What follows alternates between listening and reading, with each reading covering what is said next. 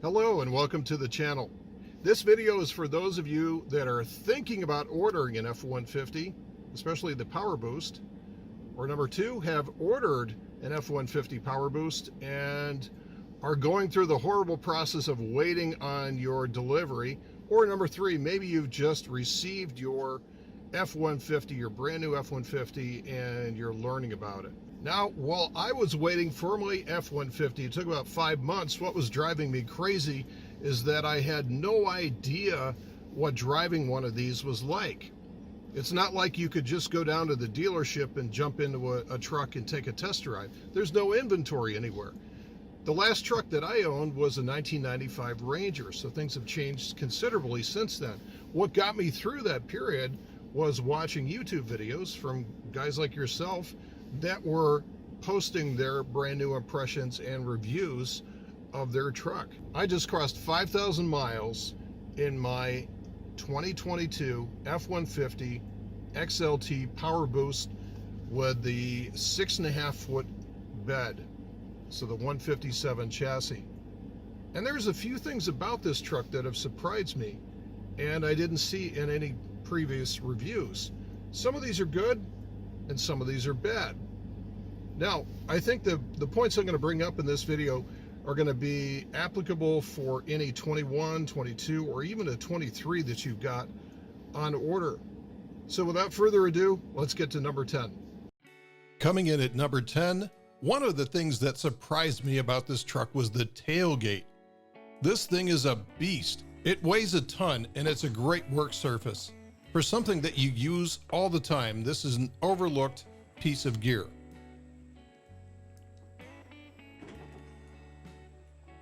It takes about a 30-pound pull to close the tailgate if you don't have one of the fancy models with the electric lift. It's heavier than I thought. Although I wish they had put in the corner steps into the bumper like Chevy does, I really appreciate the step and the stripper pull to help old guys like me get into the bed. Thumbs up for Ford's tailgate on the F-150s. At number 9, I was surprised that the handling was so top-heavy with so much body lean. I guess it should be like this when you have a 6,000-pound truck that's a long way off the ground with a high center of gravity and a non-independent solid rear axle. Just be patient when you're heading around on ramps and long sweepers, as it can definitely make you feel like you're driving a shopping cart. At number 8 is the yin to number 9's yang. With that long wheelbase, you get an excellent ride through most of the daily bump and grind that insulates you from the road.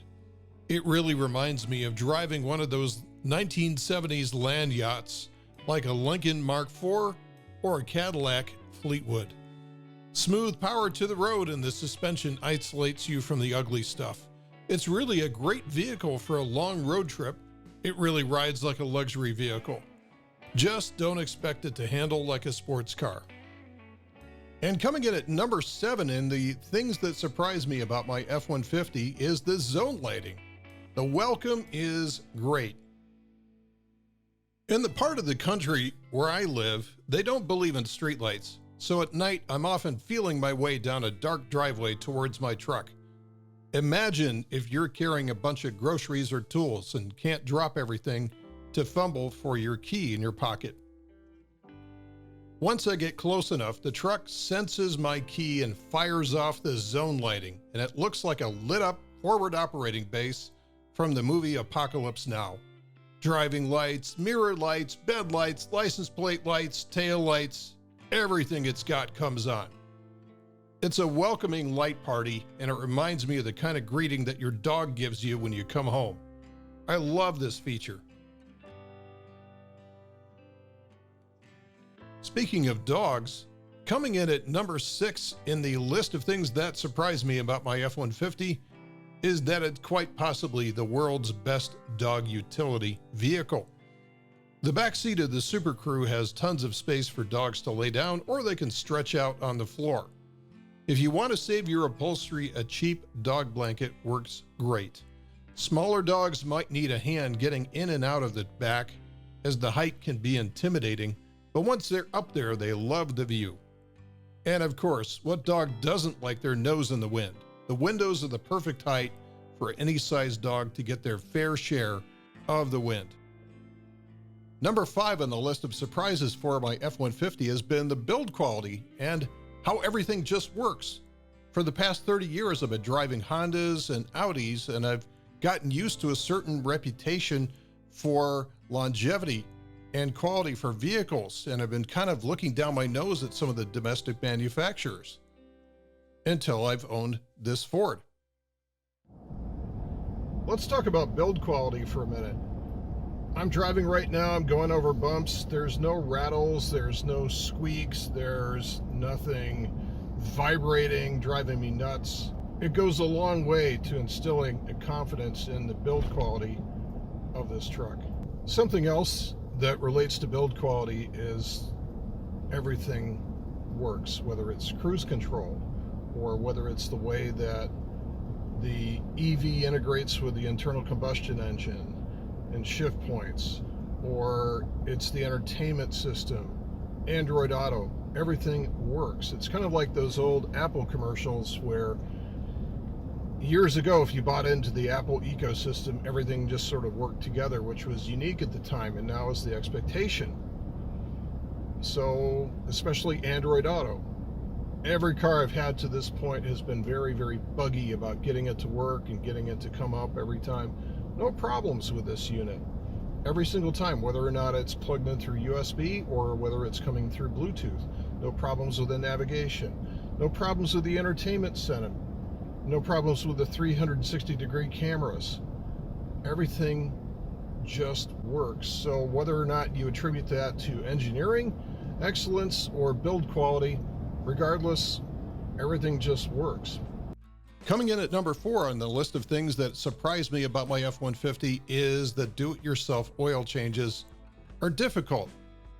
Look, the process of draining the oil and then adding new oil is actually rather easy on the F-150, and I'm expecting this to be even easier in the future with the addition of my new Fumoto valve, which I've got a video listed in the description. The problem with this job is getting access to and loosening the oil filter. And it's not easy to do, and there's no combination of tools that I've found yet which is perfect for this job. This is definitely the toughest part of this job. And if I figure out an easier way, I'll let you guys know. Coming in at number 3 for surprises with my F-150 is what I call Club 157 and the 7-point turn. This is a reference to the 157-inch wheelbase that goes with the 6.5-foot bed, and it's got a turning radius the size of a football field. Here's a typical situation in front of my house. With all the construction, I just don't have room to turn out of the driveway. So I go back and forth, trying to find a way to get off to the right, but I just can't cut it hard enough. I have to bail out and avoid the dumpster and head to the left using my normal 7-point turn. And now I know why guys that drive trucks generally back in. Welcome to Club 157. Coming in at number 2, I'm going to step right in the middle of a religious topic and discuss the 10R80 transmission, which is the current model used in all F-150s. When was the last time you heard anyone talk about a transmission? The 10R80 mated to the PowerBoost engine has its own, let's say, character. There are 2 ways that you'll notice the transmission. Number 1 is the 1-2-3 shift with the electric motor and the internal combustion engine, or should I say the 1-3 shift. The EV ICE 1-2 punch, so it starts off as an electric motor depending on the load and depending on your drive mode as well too. And then the internal combustion engine, the 3.5 liter motor kicks in. So there's sort of a 1-2 punch feel to that. And then at the same time, you're skipping from first to third gear in that 10R80. And it can feel a little bit awkward if you're not used to that. So this is one of the biggest transitions most people have to make, especially with the PowerBoost. Like, wow, that feels kind of weird stumbling our way into third gear. Here's a pretty typical start from a traffic light where the 3.5 liter engine kicks in almost immediately and you shift from first to third. If you manage to stay in EV mode from first to third, so in other words, if the 3.5 liter engine never kicks in, you won't feel a thing. It's really smooth. No shudder or jerk from the ice kicking in. And this is typically if you're really light on the pedal and if you're starting on a downhill leg or maybe even flat. Here's an example where I'm in bumper to bumper traffic and I'm really light on the pedal. There's nowhere for me to go, so I'm very gentle with it. The electric motor stays on. The internal combustion engine never kicks into gear. And as you can see in this video, I'm all the way up to fifth gear, and you can go quite a ways. You can go up through the gears with just the electric motor in the right conditions. And it's very, very smooth. It feels like a CVT or better. Once you're into third gear and higher, the transmission is very smooth. You won't even notice it. It's really nice. But it's that first, second, third, or first to third, and then the stumble that comes along with the EV to ICE transition. The number 2 way that you'll notice the transmission is at highway speeds in 10th gear, especially climbing a hill. If you're in the mountains, you're in 10th gear, you got cruise control on, you're at 65 or 70, and you're in 10th gear, you're going up a hill, and all of a sudden you notice the boost kicking in.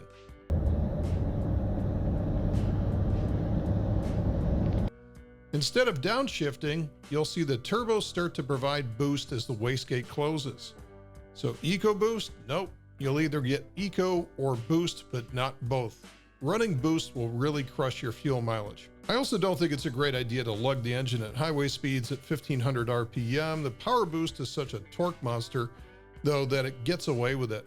So if you just don't pay attention to what you're doing, you'll be going 10th gear, you'll be doing 1500, you'll be getting all kinds of boost coming in, which I don't think is the way to do it. I think you want to use the gears and go with a little bit more RPM. When I start to see boost kicking in, I'll lock out 10th gear, 9th gear, sometimes down to 8th gear. I'll lock out 8th gear since I think 7th gear is actually 1-to-1 gear ratio. So that's depending on the hill and the load. And we finish up this top 10 list of most surprising things about the F-150 with our number 1 entry, which is the 3.5 liter PowerBoost full hybrid engine. I'm not going to waste your time telling you what it is nor how it works. I just want to convey how impressed I am by how it drives and how flexible this powertrain is. There's really 2 things that I've been surprised by with this powertrain, and it's the effortless power that it produces while also giving me the option to have outstanding fuel economy on tap. Regarding the power, you've already seen the 0-60 brake torque videos that are out there on the F-150 PowerBoost. It's not my style. You know, this truck is fast if you push it hard. At today's prices, I'm not interested in wasting gas. But let me just say that in normal driving conditions, the powertrain is never under strain, and it truly does produce effortless power and torque. I have all the reserve power that I would ever need in normal driving conditions. What I'm mostly interested in is having the power to safely and effectively merge on an on-ramp, and this truck has no trouble accomplishing that. Regarding the economy, with 430 horsepower available, your fuel economy can be as bad or as good as you want it to be. The hybrid powertrain is extremely flexible and can produce incredible numbers if you're patient and learn the principles of conservation of momentum that I showed in my Hypermile video, which I have the link below. I've had no problem beating the EPA economy numbers listed for this truck, and I do it on a regular basis. In fact, economy numbers like this are pretty typical with my driving style, and all I ever use is 87 octane. If you made it this far into this video, I'd love to know what your major surprises were if you've already received your truck. Let me know in the comments below. If you enjoyed this video, I'd really appreciate it if you would subscribe to the channel. I'm trying to build content for this community, and speaking of which, I'd love to hear your ideas of what you'd like me to make the next video about. Thanks again for watching. We'll see you in the next video.